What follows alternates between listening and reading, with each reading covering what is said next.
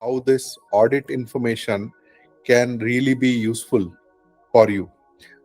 Let me first show you the audit rules that I have configured for this demo.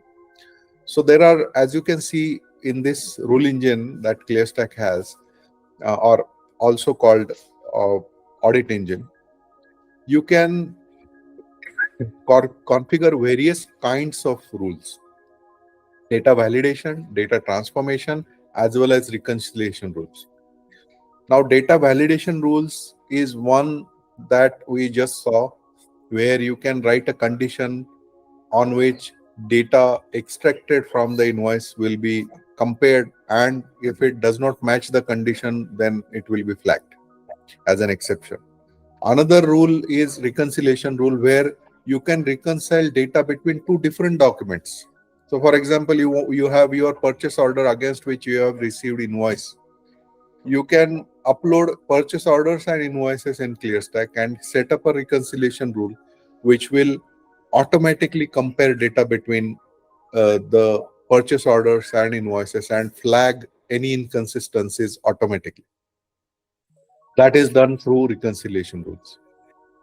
If you want to transform the data based on certain conditions, for example, if the supplier has sent you an invoice and there is they have mentioned uh, item codes as well as item descriptions as per their inventory management system in that invoice, but now when you have to push that data into your accounting or inventory management system, maybe for the same items your codes and names are different, slightly different. So how do you handle that?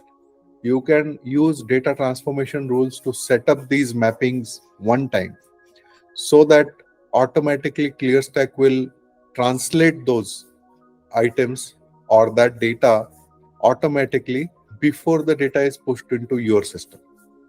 So that's data transformation rules for you. Now let's look at one audit report of how this data can be actually utilized for review uh, in a very user-friendly format.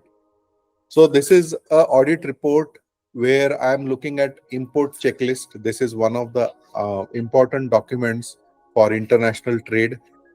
And I want ClearStack.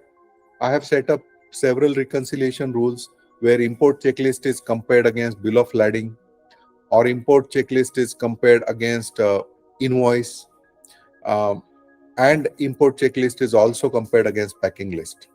So I can see at a single glance how many checks have actually passed or failed, and any particular document or any particular check for this particular import checklist has failed for this for a BOL. I can just simply click on this failure message and I can exactly know why this has failed. For example, on the left hand side column, you will see data from import checklist and a corresponding data from the corresponding bill of lading document on the right hand side column.